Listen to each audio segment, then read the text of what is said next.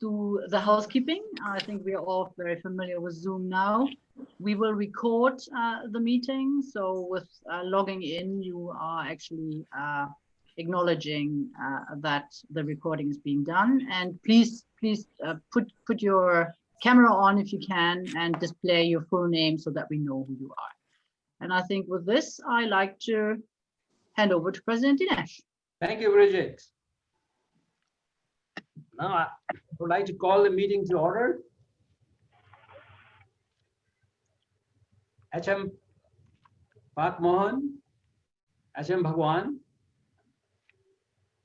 DGE Dolly, all the past presidents, past President Michelle, fellow Rotarians, distinguished guests. Very good evening and very warm welcome to all of you. Very special welcome to past President Michelle from Rotary Club of Shanghai, and also our speaker, as you know, today is Mr. Aaron Maniam, a very dynamic, eloquent, and young speaker from Ministry of Information and Communication. His topic will be how different sectors can respond to life with COVID-19. I have just changed a little bit. I am delighted, Aaron, to welcome you today to our meeting. Thank you very much for accepting our invitation to speak. And now I would like to call upon past President Stanlow to raise the toast for Rotary International coupled with Rotary Club of Shanghai. PP Stan, please. Thank you. Before I start, may I remind everyone to please unmute yourself, have a glass of whatever do you like, Ribena, red wine, whatever.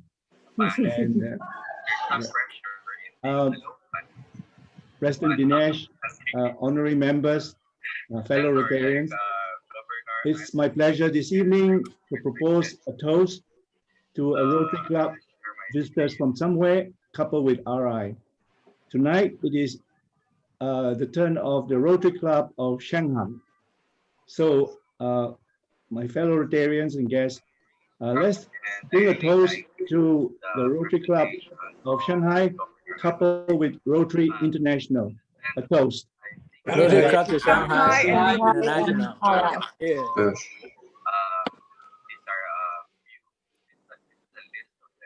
Thank you, Stan. Now I'll ask past President Michelle from RC Shanghai to say a few words about your club. PP Michelle, please.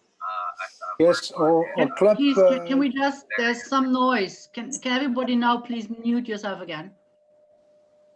Thank you. So the Rotary Club of Shanghai was chartered 1919. We're an expatriate club in China and was then rechartered in 2005 and was revived thanks to our past district or special representative for China, Frank Yi, who recreated Rotary in China from, we had a club in Rotary in Shanghai and Beijing. And with the work of our special representative, Frank Yi, and many of our assistant district governor, we managed to revive Rotary in China to about 25 clubs. We have also 15 Rotaract, and then we have many Interact, because Interact is possible in China because there's a supervision on schools. So we have also Chinese international schools and mixed Chinese schools where we have Interacts and where future leaders are formed. So that's a great opportunity within the constraint of China, as we are not officially recognized by the government. So we have to always be very mindful of the context of doing project in China and work to foundations, mostly to Chinese foundation, to bring the funds in. Our club, we have been very active with the support of the foundation to do the gift of life, congenital heart operation. We've done over 600. And that's something that's working extremely well because the money is coming from mostly from the Canada Club straight to the hospitals in Shanghai. So we have a special agreement there.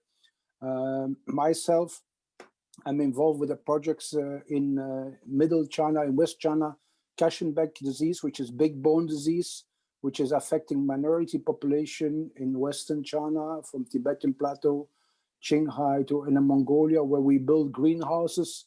We do medical training to alleviate the disease. We are also active with the migrants in Shanghai on several projects with Yadao, on families coming. As you know, we have migrants coming from second and third tier city in Shanghai to help the city to grow. And those families don't have access to education and don't have social security. So we have a number of programs where we fund the children to go to special schools. We have done a project to plant trees in Qinghai in Earth Day 2018, when Rotary was starting to be more involved in environmental projects. We planted 7,500 trees in just above the Yellow River in an area where we have desertification at an altitude of about 2,200 meters. We have also last year been involved on an environmental project called From E-Waste to E-Learning. So basically to work together with the Shanghai government and private company and a member to recollect all the old computers, old phones, recondition them, and then get some money out of that, repair some of those computers. And with the money we made from that, we set up migrant schools, e-rooms, and we had young Rotaractors helping to facilitate with training on e-learning. So those are the projects we're doing in terms of environmental and sustainable projects in China. Thank you, We sir. have at this moment, it's very difficult in China because we lost a lot of members. Thank you, sir. Thank you very much. And you have a very active club. Thank you. Thank you. Thank you. I'll now share my slides.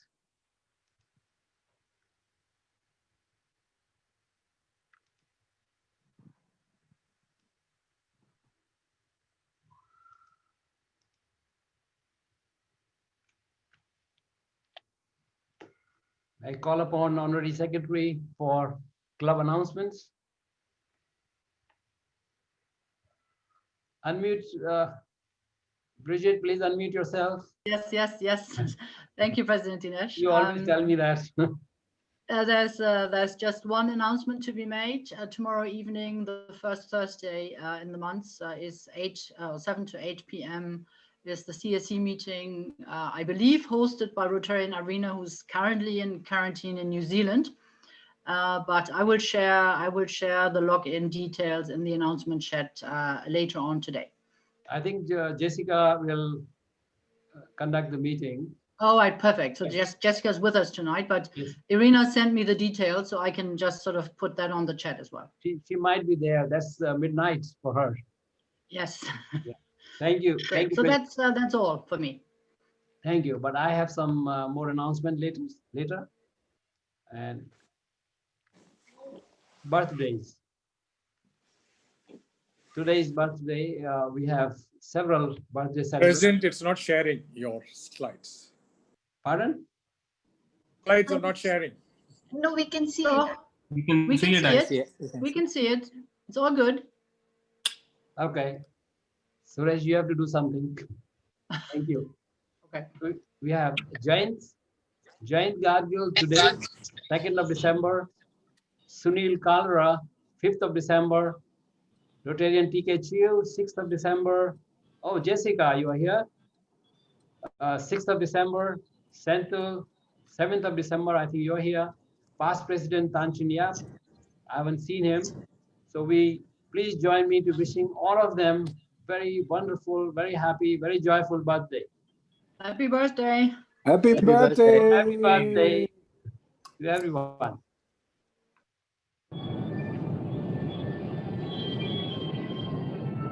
Our Rotary family is growing, and I would be inducting two outstanding prospective members who will become Rotarian today. And they are Shrikant Vineet Iyengar, Allard Mark Nui. So I will start the induction process. Fellow Rotarians, it is my privilege and pleasure today to welcome into our membership Mr. Shrikant Vineet Iyengar and Mr. Allard Mark Nui. The proposals have been reviewed in accordance with the Constitution and bylaws of the club. And now I would ask Vice President Suresh Kirti to introduce them. Their respective proposals are Director Sonali Sinha and Rotarian Carlo. VP Suresh, please. Thank you, President. It's my pleasure to introduce two new candidates for induction as Rotarians. The first one is Shrikant Vineet Iyengar, proposed as by Sonali, Rotarian Sonali, her spouse. It's the fourth couple that are members of our club. We have Stuart and Michelle, Ganesh and Lisa, Luis, Anade and Camilla, now Vineet and Sonali. Welcome. Vineet is the Vice President ASEAN for Oracle in Singapore and has previously worked in India for over 10 years with them. Earlier, he was the General Manager of Sun Microsystems. He was CEO of Umid Child Development Center, a business manager in Comsat Max, and a brand manager in Godrej Foods. He holds a bachelor's degree in electronics and an MBA from Xavier's, from the same school as Sonali. And he also attended some executive programs, both at University of Michigan and IESE in Spain. I welcome Vineet and present to him. Now, the second candidate is Mr. Allard Nui. As mentioned, he's a Dutch proposed by Rotarian Carlo. He's been in Asia for 25 years, currently the CEO of Infraco Asia, which is a consortium of 4 governments, UK, Swiss, Netherlands, and Australia, funding projects in 12 Asian countries, including China, in areas of renewable energy, solar systems, wind turbines, low-cost housing on a private-public partnership model on a build-operate-transfer model. Earlier, he was the CEO of the Jindal Aqua and Ecopolis in India, was a president of Caventa Energy Waste-to-Energy project in Shanghai, regional director of Thames Water in China. He was a country manager for Vermeer Balas Needham in Vietnam. I think it's a hydropower project. He lectures in free time at SMU and NUS on public-private partnerships. He holds a BSc in engineering and an MBA in marketing. I present to you Allard Nui. Thank you. Thank you, Suresh. I can stop and we come to the gallery. Yep.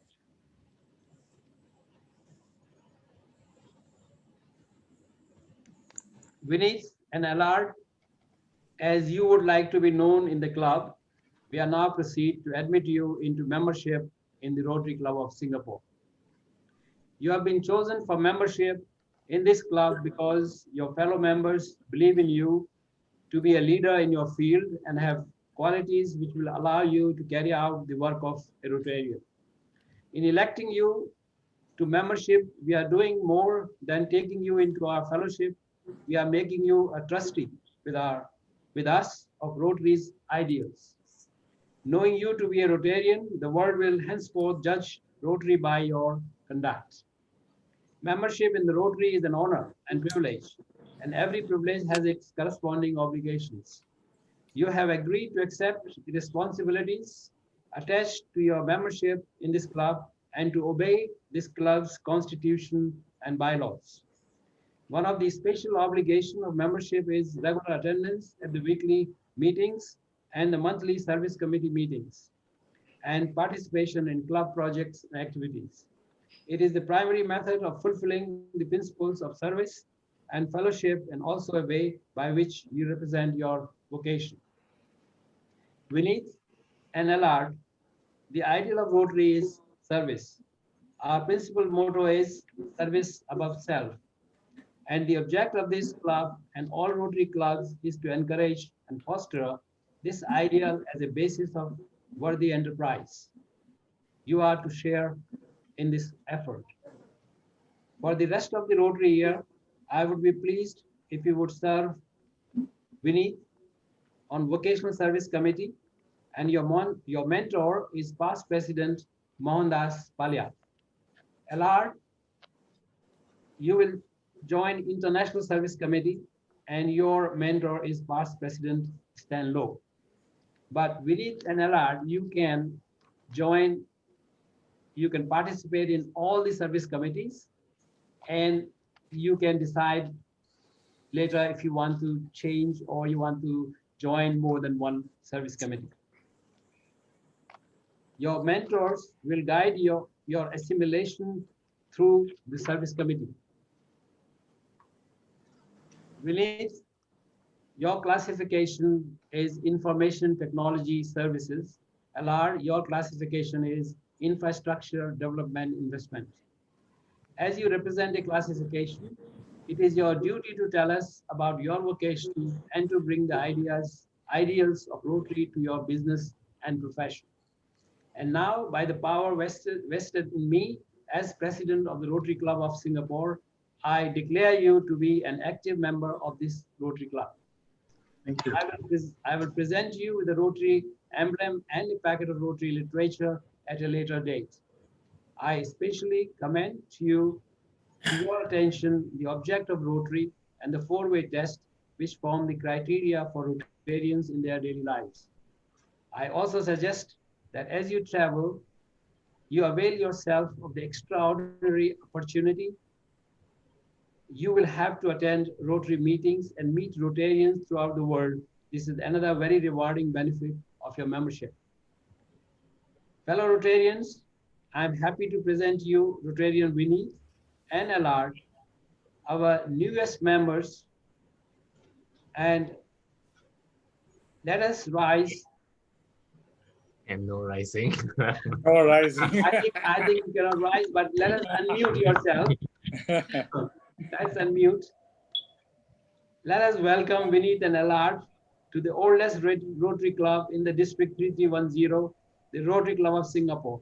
Welcome to Rotary. We all look forward to the enrichment of our lives as well as that of by your association in this, the world's oldest, largest, and the finest service organization. Dear fellow Rotarians, please unmute yourself and give a rousing welcome to the new Rotarians, LR and Vinny. Welcome. Congratulations, Lord. Allard and Vinny. Welcome. Well done, Tsunami, for bringing Vinny. me. Welcome, sir. Welcome. Well done indeed. Thank you. I would like now invite Rotarians to briefly address the club. First, Rotarian Vinit, please. Thank you, President Dinesh. It's a pleasure and a privilege to finally be part of the Rotary family. I've heard some of the previous people introduce themselves and they have a long history with Rotary. Mine is relatively shorter. It's just about 5 years. And I know that Sonali's been trying for at least 4 of those years to convince me to join. Thank you, Sonali. I can tell you that the sense of comfort I got with the Rotary Club of Singapore far outshone what I faced earlier, and not taking away from the other club she was part of, but I really love the diversity, the inclusiveness, the warm welcome that I really got from a lot of you.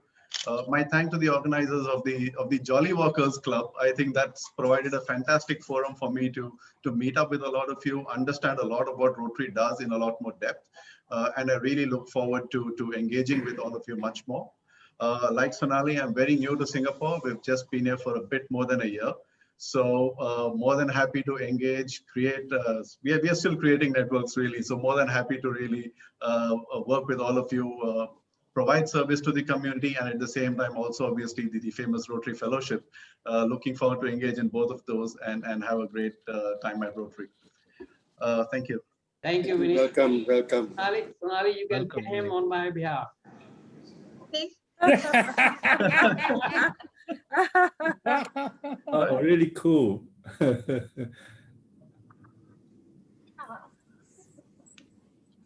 So it's good to have more spouses. Great. That's the second time she's pinned me down, to paraphrase what Arun said. Wow. All right, thank you. Now I'll call upon Allard, Rotarian Allard. Thank you very much, President. Yeah. President Dinesh. As Suresh indeed introduced me, I've been for over 25 years in Asia. I've been since 2013 based here in Singapore. And as part of the work which I do in low and lower middle income countries, we provide basically, as Infraco Asia being funded by currently 4 governments, we provide sustainable infrastructure and provide better access to better infrastructure for poorer people in this part of the world. As part of that work, which we do in those 12 countries in South and Southeast Asia, we see it as our obligation to do community development projects, but also to do livelihood restoration projects. I'm absolutely delighted to join the Rotary Club of Singapore, Singapore's oldest. I had quite some interaction with Rotarian Carlo, as well as with Stan and Suresh during the last few months, and I've been attending meetings a fair bit. And therefore, I believe in giving back to community and making that part of your life be separated from your professional role. So I'm absolutely delighted to join the Rotary Club of Singapore. Pre-COVID, I used to travel an awful lot. So once that comes back, I'll make sure that I will be visiting other Rotary clubs in those 12 countries where we have currently 40 project joint ventures in. I've lived and worked in Vietnam, Hong Kong, mainland China, Shanghai, as well as New Delhi prior to arriving in Singapore in 2013. Good to meet you all, and thank you very much for having me as part of the Rotary Club of Singapore. Thank you. Welcome, Thank you, Allard. Thank you very much. Okay, I think I have to share my slides again.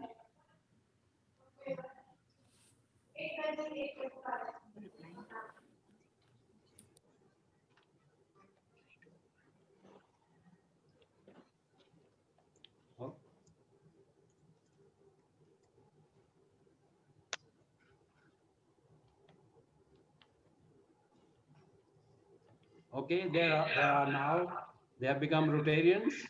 And next, I think our Rotarian Louis is here today. Nomination of President for Rotary year 22-23. Thank you, President Dinesh. The nomination, okay, just Welcome. hold on. we announced that we asked for the nomination from the floor, and on 30th November by 12 p.m. we did not receive any nomination from the floor. Therefore, nomination of Rotarian Louis Lim as President for Rotary year 22-23 is accepted and will be adopted at the annual general meeting to be held on Wednesday, 16 December 22. Congratulations, Rotarian Louis. Yeah. Thank you very much, President Dinesh. Congratulations. And thank you all to all. Thank you all. We'll ask you to say a few words during the AGM, not today. All right. Thank you very much. Okay. Board of Directors 2020-2021. These are the board of President-elect Mili. The nominated candidates for the Board of Directors for Rotary year 2021-22 are Manish Tribewal, Donald Wong, Stuart Pierce, Michelle Pierce, Dr. Chance William, Chongzi Cheng, Dr. Dusman Klaus, Jean-Philippe Leonet. I think there may be some more, but elections will take place should there be any nomination from the floor during the annual general meeting to be held on Wednesday, 16 December 2020. Thank you.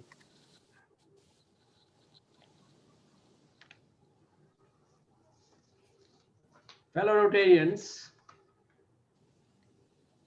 in our plan for Rotary year 2021, when I presented during the first club assembly, is strengthening of our club was on the top priority, which included implementation of strategy worked out by our senior experienced active Rotarians 2 or 3 years back, streamlining processes, systems, accounts, etc. We realized and that whatever we do, it must comply with the latest club constitution. Rotary International and Council of Legislation issues club constitution every 3 years. The latest being 2019, and next change will be in 2022. Implementation is mandatory. Only the clause we can add is compliance to the local registrar of society. Therefore, our board decided to implement 2019 constitution. We circulated MOP 2019 Manual of Procedures to all the members on 24 September 2019. Club constitution is part of it. Our current constitution is dated 2nd September 2015, and I'm not really clear or sure which year is this constitution, but we believe the constitution may be dated or year 2010. So I would like to give a notice to all the members hereby for adoption on 16 December 2020. Myself and Honorary Secretary Bridget will explain all the changes and the salient features which we will benefit by adoption of this constitution prior to the voting. We will work on bylaws and SOP after the adoption of the constitution. So we have the plan for adoption of complete constitution, bylaws, and SOP this year. Thank you.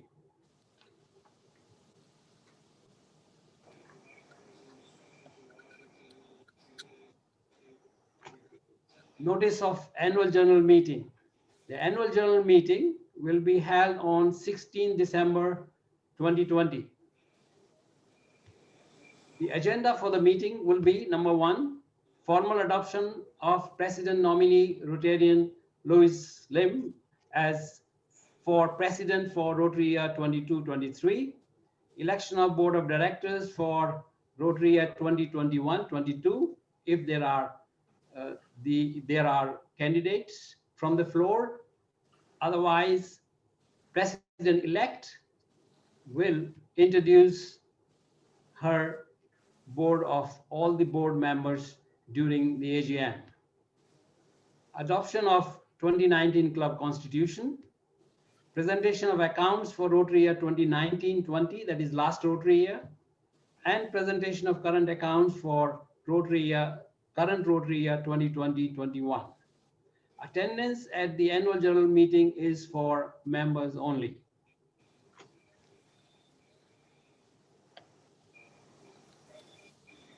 Right, I think I would like to make another announcement. This is about 2020 Rotary Institutes, virtual institute. And if you see here, 3 presidents of RI, present president, Holger Knack, president-elect Shekhar Mehta, and president nominee Jennifer Jones. All the 3 will be speaking during this forum on 5th and 6th of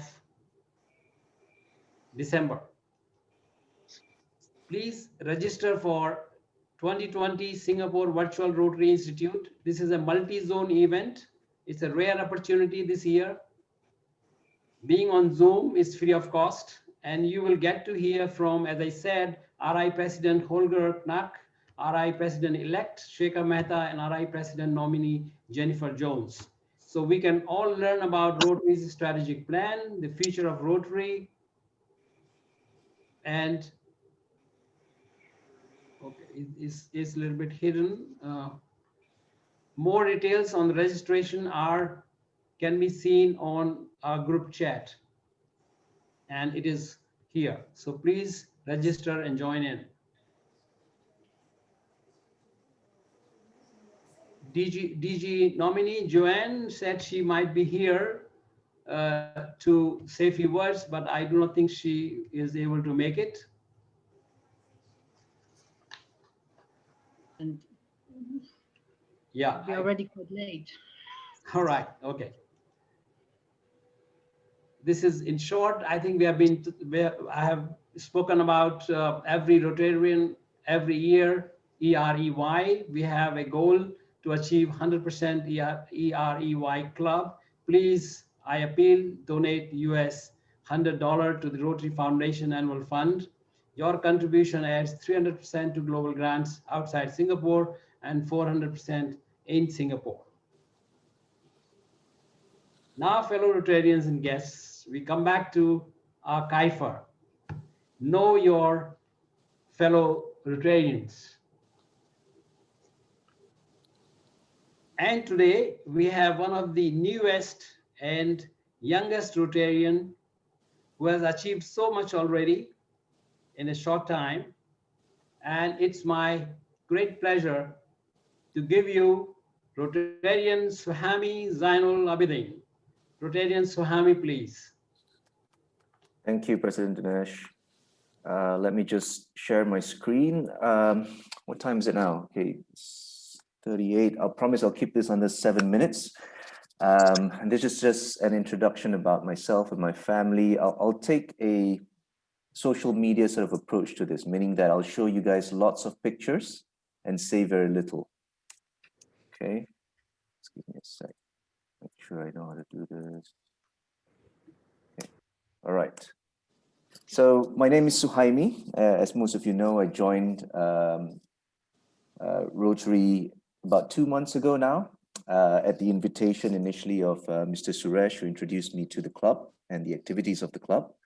I'm a Singaporean. I'm aged 41. So I was born 41 years ago here in Singapore with my 3 siblings, and we were living at the time in an area called Kampong Chai Chi, right?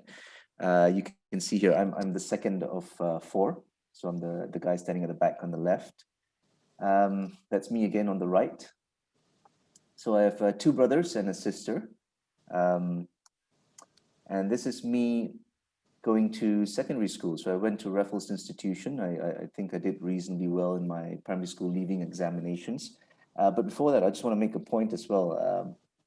The primary school that I went to, Temasek Primary School, was just across the road from the block of HDB flats that I lived in. And it happens to be the same primary school that our guest speaker today, Aaron Maniam, comes from. So Aaron and I were actually in the same school, in the same batch, all the way through both Temasek Primary School as well as Raffles Institution. So through my life, I spent a lot of time playing sports. I played all sorts of sports. I represented schools at various levels, for swimming, football, hockey, rugby, cricket, as many things as I could do to get out of class, basically. But my passion from young until today is football. So whenever I could, I always played football. Even after I got, treacherous knee injuries, I always went back and played again and got injured again. So you could say it's my first love. This is my family, my mom and dad in the middle. That's us celebrating my dad's 70th birthday. So some of you may find him familiar. He spent some time in politics, representing the men in white. Although I wouldn't necessarily describe him as a politician, I think his whole life has always been a community man, helping the community one way or another, any way that he can. So I draw a lot of inspiration from him. He's been a key figure in my life. He always reminds me of the need to give back to society and help people as much as I can. So that's my family and my early life. Today, of course, I'm married to my wife, Suliana. This is a picture of us, I think 12 years ago. So much younger, much slimmer, at least myself, much slimmer. My wife looks pretty much the same. And these are our two kids, picture taken about 5 years ago. Mikhail and Yusuf, both boys. Although, of course, from Mikhail's hair, sometimes he gets mistaken for a girl, but he's had to cut that off now, given that he's in primary school. So this is a more recent picture of us, taken in January this year at a wedding in Jakarta. So this is also a pretty dated picture. My wife loves to make costumes for the kids. So this is when they were both in preschool, and they used to have many sort of costume parties or theme days, and this is one of them doing one of their cartoons, which is a racing car, basically. A more recent picture, one of our favorite trips, we took a trip to Iceland, me and my kids, and we took a helicopter ride for the first time up to Mount Hengil and had snowball fights. And this is a more recent picture of us this year at Hari Raya. So me and my boys. Okay, and that's me with my wife at the Istana at a graduating ceremony for one of the courses in the army that I attended. So I want to talk a bit about the army. So in secondary school, you know, I played a lot of sports. I think it would probably define what I did a lot in school, but I think one of the defining and life-changing moments in my life came in the army. I really sort of found myself in the army. I found it a fantastic experience, an opportunity to really push myself and discover, you know, what kind of leader I would be. So I went through the army. I managed to go to the officer cadet course, and that's where I was awarded the best officer cadet and won the Sword of Honor. So that was a really cool experience for me, and really shaped my mindset with respect to how I could push myself to achieve more. And this is a picture of me together with the current Chief of Defense, Melvin Ong, and my colleague on the left, Kashin. We attended the CSC, which is the highest sort of accreditation course that you can take within the Army. And I still serve the Army today as a national serviceman on a voluntary basis. And the Army has been great because it's given me so much in terms of experiences. I've rappelled down helicopters. I've done so many things, walked through swamps, you know, planned operations on Navy ships as shown in the picture here. So a lot of experiences you wouldn't get normally in civilian life, which I greatly treasure. Apart from that, of course, I'm not a full-time serviceman. I am a lawyer by profession. And I spent 9 years in a firm called Allen & Gladhill. I joined them in 2003, became partner in 2009, and finally left the firm in 2013. So a short 9-year career in the law.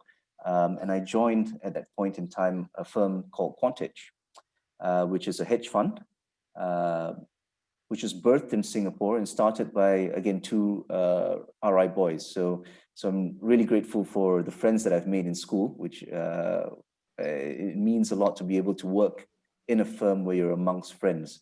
And it's a great firm as well, because not only is it sort of Singapore-based, Singapore sort of grown, I think we also punch well above our weight in terms of our performance. It's a fund that has managed to deliver over about 15 years, 21% annualized returns. So we do pretty well for our investors, who are mainly Singaporeans and individual investors. And another thing that I'm pretty proud of is, is Quantage Foundation, which I started together with the principals of Quantage. It's a charitable foundation that tries to take a venture philanthropic approach to giving. Amongst the things that we do is try to push social mobility or improve social mobility in Singapore through education. So we give a lot to universities and create endowments to help needy students. And one of our big projects today is to try to make all universities in Singapore completely need blind, meaning that the dream one day is for anyone who can qualify to university by way of grades to be immediately accepted, regardless of whether or not he or she can pay the school fees. That's our dream, you know, like many other sort of need blind universities in the US. So through our efforts and some of our donations, we've managed to get the Singapore Management University and the Singapore SUTD as well to actually agree to our approach. And we're hoping that more universities will come on board. So that's a big project for us. So finally, to wrap it up, I believe that my life consists of three main pillars. I work very hard, obviously, and try to achieve excellence through my work. I believe unreservedly in the value of hard work and perseverance. The middle pillar of the family, that's the most important and the most challenging as well. I think being a father is one of the most challenging things in the world. I constantly question myself, the decisions I make for my kids, because I really want the best for them. But the third pillar in my life is community service. So I do a lot, or I try to do as much as I can with respect to volunteering my time and my expertise to many organizations in the nature of statutory boards, government-linked companies, and also charities. Amongst them, I sit on the Charity Council under MCCY. I'm also on the board of NVPC, National Volunteer and Philanthropy Center, and a couple of stat boards like National Environment Agency and Skills Futures Singapore.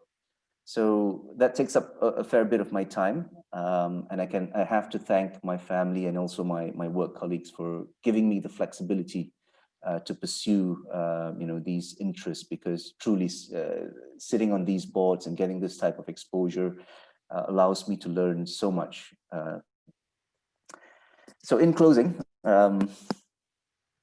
if there's anything else that you should know about me, for better or worse, I'm a Manchester United fan. I guess for worse at this point in time, for those of you who follow football. And my favorite player is a certain player named Roy Keane, who divides opinions, surely.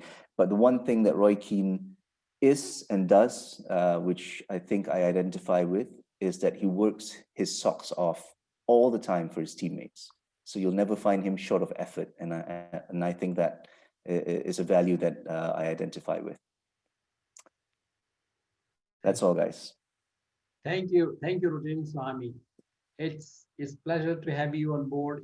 We are proud to have you with Rotary family. Thank you very much. Thank you. Fellow Rotarians and guests, we are running a little late, and I hope you will bear with us. It's around 15 minutes.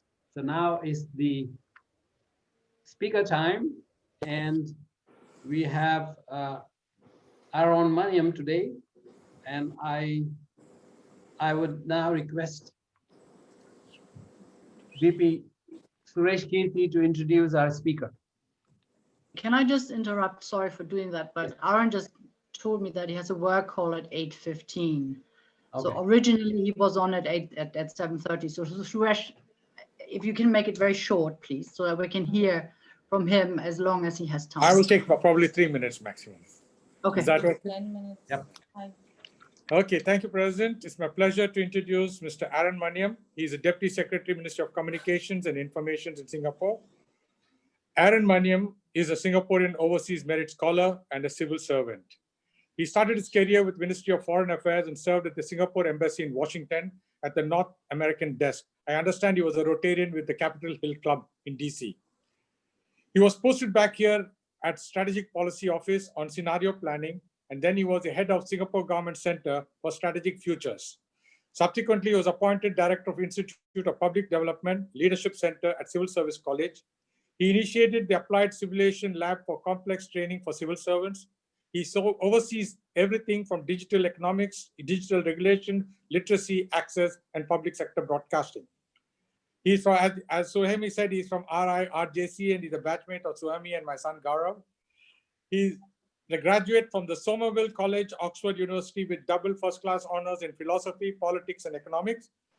At Oxford, he was a prestigious Combe Scholar and earned Mary Somerville Prize for academic excellence. He completed his master's in international development and economics in Yale University, and he is a PhD researcher at Blavatnik School of Government, Oxford University. He's an adjunct faculty volunteer at NUS Scholars Program. Well, he loves poetry. I know he has published 2 collections of his. He's an eloquent speaker, a debater, a voracious reader. He sits on several committees such as Interreligious, Interethnic, Chairman of National Youth Council, Sinda Youth, President of Mendaki Club. Also was recognized as a young leader at World Economic Forum, at the World Economic Forum. He's a fellow of the Royal Society, FRCA. He's a frequent speaker at various forums and panels, and I present to you Aaron. Thank you, Aaron, for coming in. Thank you, Suresh. Thank you very much, Suresh, for that very kind introduction. And thank you to the club for hosting me. This brings back many good memories of my own time at the Capitol Hill Club in Washington, D.C. But you all meet at a much more civilized hour. We used to meet at 7 a.m. on Tuesdays. And people turned up, so I guess because it was our time rather than work time. But every week, Tuesdays at 7 a.m. So I don't miss that part of it, but I do miss the fellowship. And it's wonderful to be part of your fellowship here, to see how vibrant the club is, with new members and the introductions that you're all doing. So I'm aware it's late. I thought I would share some thoughts with you on the topic that President Dinesh mentioned earlier.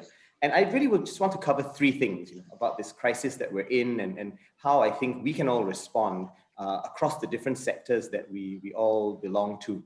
And I wanted to start with why I picked the idea of life with COVID rather than life after COVID. I think it's easy to talk about the post-COVID world. We always keep asking ourselves, what are things going to look like when we go back to normal? And I think that's a very dangerous assumption, actually, because I'm not sure we will have a new normal or even a next normal out there. A next normal suggests that there are many normals that come in sequence and you have this punctuated equilibrium between them. What I actually think we will have is a situation where COVID becomes much more endemic to our lives, where we will just have to learn to live with it. I think travel has changed fundamentally as much as it did at 9/11, and we will have to just get used to traveling with masks and doing not just security checks now, but health checks, as much as a daily part of our lives. And I think we therefore will have to find that when there will be no life after COVID, COVID will be around for a very, very long time. And even if a vaccine comes along, I think it will take time for the vaccine to be produced at scale and at cost, for some of the scientific kinks to be worked out. So we do have to ask ourselves, how do we deal with this life where this disease is going to be endemic, right? Where it's going to be like the flu and with us in a very, very pervasive way. And that's where I think different sectors have important roles to play. I've always been a huge fan of what Rotary does, partly because you bring together different sectors, right? You transcend the easy divisions between the public, the private, and the people sector. And I think it's really important that we have that. Singapore is a country where the government plays a very strong, very pervasive role. But even with us, I think we're finding that we need to be able to harness business and harness community groups if we are going to be resilient in the overall outcomes that we achieve. So what I mean by that really is that the public sector is good at producing scale, right? It's good at producing institutional longevity in the things that it does. In the early stages of the crisis, it was very important for the government to go out with clear information that calmed the population down and helped us all to make informed decisions about how we could all go about our lives. Today, as the more health aspects of the crisis have been more or less dealt with, I think what we're seeing is the government has to take much more of a long-term perspective on things. And what that means is we are thinking a lot about jobs at the moment, right? How do we protect jobs as much as possible? How do we make sure that people are retraining and reskilling for the jobs of the future? And how do we take advantage of the opportunities that exist in the digital sector? Suresh mentioned I deal with all things digital in government.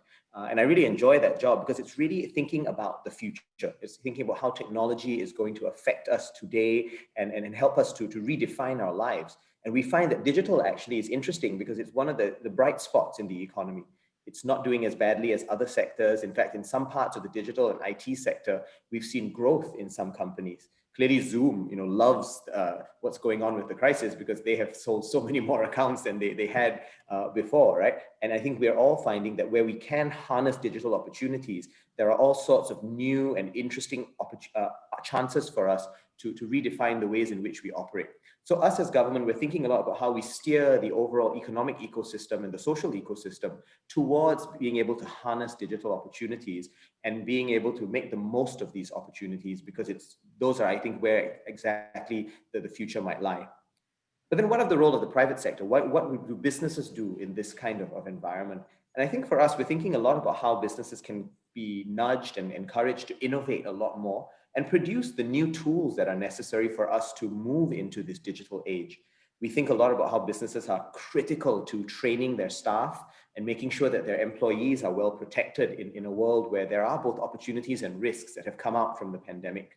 That means that we really have to think about how we need to give people the skills as well as the instincts to survive and thrive in a world where digitization is so much more pervasive than it was before. This means being able to both harness the opportunities of digital, as well as recognize that there are some downsides to it as well, right? There are nefarious things that can happen through digital technology. There's the opportunities for cybercrime, and for cyber weaknesses and vulnerabilities to exist in the societies that we all operate in. And we find, therefore, that we need to make sure that the private sector understands its role in this overall ecosystem. And finally, the people sector is important as well. We found that in Singapore, actually, the levels of charitable giving during COVID-19 were far higher than at any other time that we've had before. I suspect many of you would have been responsible for parts of that, right? As you galvanize sections of the community to give to others at a time when we had to really protect the weakest and those who were most at risk in dealing with the pandemic. So we find that kind of community galvanization is really important as well, because it allows us to build resilience in our system, and it allows us to ensure that we're not just reliant on single points of failure, either in the public or the private sector, but we actually have a system whereby communities help to take care of one another too. And I think it's really when you put these three things together, right? The public, the private, and the people sector working in concert in an overall national project, that I think is when we really end up having strong societies. And where I think Rotary plays really critical roles is in being almost, that lubricant and the social glue between these different sectors, because of where all of you come from and the fact that you have a common vocabulary and common frames of reference amongst each other, common relationships as well, and social capital that actually help to bridge those sectors in very powerful ways. I wanted to end by just sharing two very quick observations, right? We talked about what life after COVID versus life with COVID will look like. We've talked a bit about what the public, private, and people sectors can do. What are the roles that I guess we can play as individual leaders in those sectors? I can think of two things that I wanted to leave you as parting thoughts. The first is that I think all of us have to help our organizations, right? Whether they are private, public, or people sector organizations, we have to help them to make the pivot and the transformation into a world where technology is going to be so much more pervasive. And I think what we really are in at the moment is what some people like to call a liminal moment. Liminal being L-I-M-I-N-A-L, right? Liminal in the sense that we know something has died, right? Something about the old world has gone, but we don't quite know what the new world is going to look like yet. And I think it is that moment, this in-between moment that where we have to really make the most of the opportunities and also help ourselves to minimize risks. What I think that means is we really do have to find ways to equip ourselves to harness the complexity and harness the social capital that exists amongst different communities, but at the same time be able to manage some of those risks. And some of this means being able to learn, right? To not just feel we have to plan and have very structured approaches right now, because the world is changing. And we have to find ways to guide our organizations, I think, to keep learning and to not decide too soon what we must do today, because tomorrow might be transformative again. And I think we have to find ways to live in that pivoting moment between the old reality that is gone and the new one that is only starting to be born. The second thought that I wanted to leave with you is the importance of what I like to think of as self-care. And it's very easy for us to forget about that, right? We all, I think, are potentially quite high alpha creatures. We all lead high energy organizations. I think it's really important to remember how we exercise self-care and help others to exercise self-care. At work at the moment, People may think that our government runs on adrenaline and it's just constantly moving and being active. And we try to do that most of the year. But for the next few weeks, I've actually told all my teams that I really want them to go on leave. I want them to take their vacation. I want them to rest. I want them to go on long walks with their families and spend time with their children, because we have all been running around on this high level of stress throughout the year. And I think that's happening in the people sector, it's happening in the private sector as well.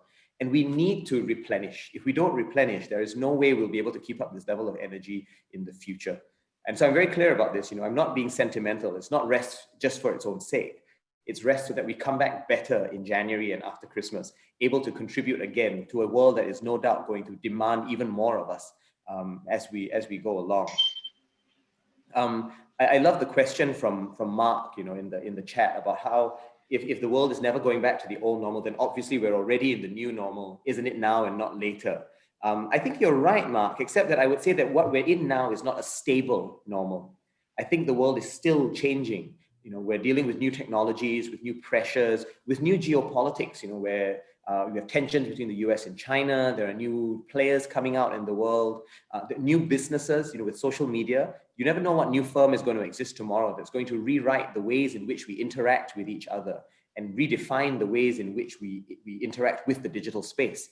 So that's what I mean when I say I don't think the new normal is quite here yet. The old normal is gone, but the new normal is slowly emerging. And I think we're in that space where we need to allow it to emerge and learn what it's like before we can figure out what exactly we need to do. And that's an interesting way for all of us to operate, because I think many of us are used to taking action. We're not always good at waiting and learning and observing what's going on around us. And I think if we can learn to do that while taking slow and small and incremental experimental actions, that is the kind of world in which we'll hopefully be able to really thrive, right? And be able to take care of both ourselves and the people around us. So I think if we can do that pivot and exercise self-care at the same time, that will hopefully be a healthier world that we live in, and one where the slowly emerging issue of mental health is one which has more positive dimensions to it, because I do think some of the trends we're seeing in mental health these days are actually quite dangerous. So I've touched on a whole range of different things, but those were the main thoughts that I had. I hope that you find them useful in thinking about how your role, right, in terms of pivots and in terms of your taking care of yourself as well as your organization, can fit into the overall public-private people interaction that exists, which I think is going to be wholly critical for the new world that we all are going to enter. So thanks very much again for having me. And if there are other immediate questions, I'd be very happy to take them. Thank you, Aaron. I think, as you said, you can take a few questions. All right. I think, yeah. Can I ask a question, please? Sure. My name is Uttam Kripalani. You mentioned this point about the mental illness that is cropping up quite actively at the moment. One of the big problems we have in Singapore is that there is inadequate insurance cover to provide for mental illness. Most of the group insurance policies covering employees specifically exclude hospitalization and outpatient cover for mental illness. Whilst we have a situation where it has now been introduced at that very minimums B2 and C ward level, but even then it's pure hospitalization and very, very limited cover. There is, I think it's $5,000 after the first $3,000 excess. So what can we do to ensure that mental illness is adequately covered and which allows employees to get back to work as soon as possible? Yeah, that's great, Uttam. Thank you very much for that question, and thanks to Sonali for your question in the chat as well. Let me take them both, so maybe we can, and then we can potentially wrap after that. With Uttam's question, I think this mental health issue is an interesting one, because what it reflects is the fact that actually our social norms and even our language is not ready to deal with the issue of mental health. The insurance is just the tip of the iceberg, and what it reflects, I think, is societal attitudes where we don't know what to make of mental health. We don't see it as the same kind of illness as a physical affliction. We think of it as potentially the fault of the person themselves because of life choices that they've made, and we don't understand that it might be the product of their environment. It might be the product of chemical, compositions in their body or their brain that they cannot actually help, and we need therefore to medicate it the same way we would do a physical situation. One of the, in a sense, very thin silver linings of the COVID crisis is really the fact that we are now dealing much more actively with this issue. Not just us in Singapore, but I think all over the world, we're seeing the prevalence of mental health become so much greater that we've had to learn to upgrade and refine our vocabularies a lot more. So I do think we will see situations quite soon where both insurance and banking and other aspects of our daily lives will have evolved so that we deal much more readily with the fact that mental health is something we just have to figure out how to deal with. I think organizations and HR departments will also learn how to do that, so that starts to shape the norms and the collective language that we have to deal with this set of challenges. And that, I think, is where the solutions will come from, not just from tactical modifications in areas like insurance or banking, but a more fundamental rewriting of our social fabric and how we interact with each other. Sonali's question is a wonderful one. And how long will it take to get to a stable ecosystem, and how long did it take after previous crises? I think with things like SARS, it was quicker because SARS was a disease that killed itself off.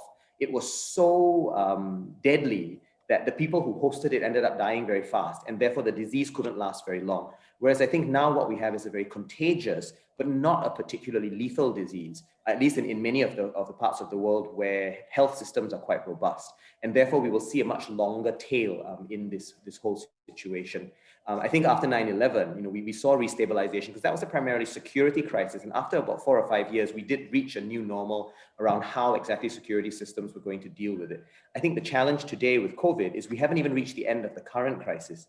We're still figuring out what exactly the disease is about, what its virology and epidemiology are like, and therefore how we need to respond to it is a constant and emergent work in progress, rather than one where we can have certain answers. So that I think is where the biggest challenge is going to be, and we'll need to keep pushing and learning as much as we can in that whole process.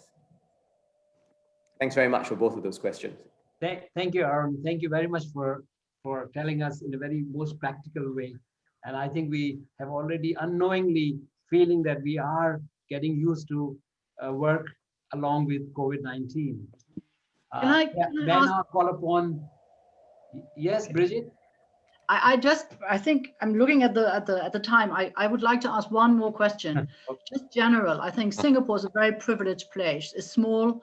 It's very much sort of kind of conducted or led as Singapore Inc. compared to other countries in Asia. You lived in Washington, the US. I would just like to hear your thoughts about, because it's global and many different countries go about it and manage this particular pandemic totally differently. Yeah, absolutely. And I think you're right that there is this sense of variegation across, all the different responses that are out there. The one thing that I think is common amongst many countries, is that the disease has affected the most vulnerable in the most profound ways. Some of us have actually come out of this, like I said, reasonably well, right? If you work in a digital firm, your job is actually more safe now than it was before.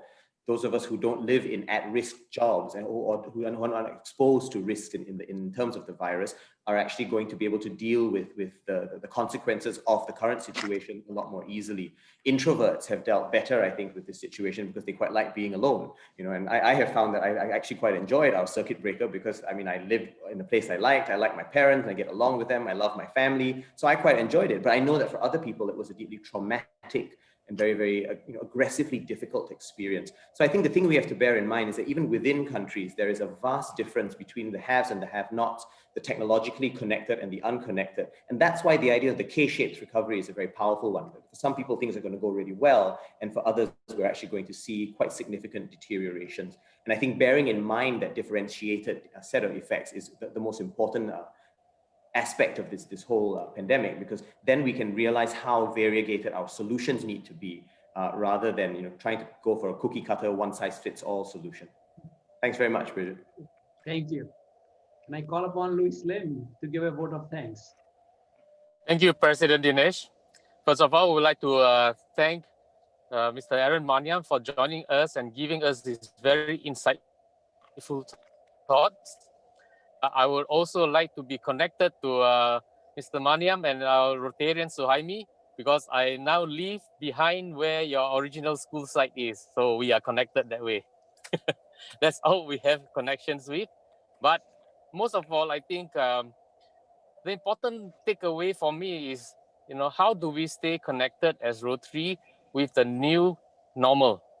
How are we going to do our work as Rotarians if we are always behind the desk Zooming? So what are the things that we can do? Okay, I think this is something which all Rotarians need to do. But this new normal, I think, presents new opportunities. And I would like to thank Mr. Maniam for sharing with us on how, the different things and different ways we just have to adapt, but also be bounded by our traditions and also our history. And in that way, if we are staying strong together on our traditions and we project together and be forward looking, I think we as Rotarians will be able to move ahead. And then I would like to also thank Mr. Maniam for sharing with us his thoughts about how our Singapore society as a whole are operating. So with all that, we are really grateful for you and thank you for joining us. And we, of course, hope that you will come and join us as a Rotarian. Thank you. Thank you. Rotarian Louis, can you please unmute? Everybody unmute. And let's give our appreciation to our speaker, Aaron, with a round of applause. Thank you very much. Wonderful. Thank you. Wonderful. Very good, very good. Aaron. Thanks so much. Pressure on Suresh and Suhaimi to bring him in. Thank you to Aaron for joining us. I think it was a very And interesting Suhaimi subject we can continue to discuss during our fellowship. Totally. Yeah, I'm Thank sorry, you. I will have to run now, but I appreciate very much this whole invitation. Thank you.